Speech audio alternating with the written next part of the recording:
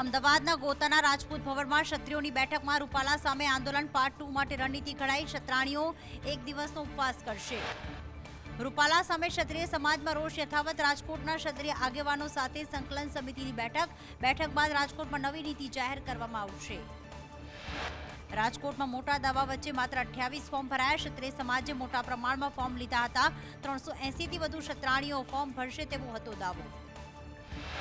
રાજ્યમાં સર્જાઈ શકે જળ સંકટ. ડેમોમાં પાણીના જથ્થાનો ઘટાડો. ઉત્તર ગુજરાતના 15 ડેમમાં 34% પાણીનો જથ્થો.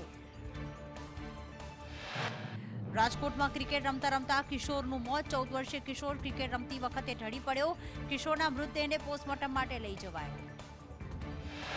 વડોદરામાં સમા કેનાલમાં યુવક ડૂબ્યો. નર્મદા કેનાલ પર સોલાર પેનલ સાફ કરતી વખતે સડી ગયેલ પેનલ તૂટી જતા કેનાલમાં પડ્યો.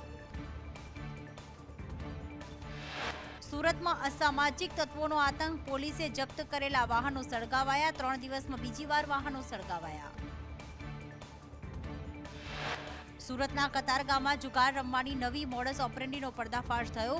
ધાર્મિક યંત્રો બતાવી ઓનલાઈન જુગાર રમાડવાનું નેટવર્ક ઝડપાયું. આંધ્રપ્રદેશ કોંગ્રેસના વડા અને કપરાડા લોકસભા બેઠકના ઉમેદવાર YS શર્મિલાએ ઉમેદવારી નોંધાવતા પહેલા રોડ શો કર્યો હતો. તેમના સમર્થનમાં મોટી સંખ્યામાં લોકો જોડાયા. બેંગલુરુમાં વિરોધ કરી રહેલ કોંગ્રેસ કાર્યકરોની અટકાયત.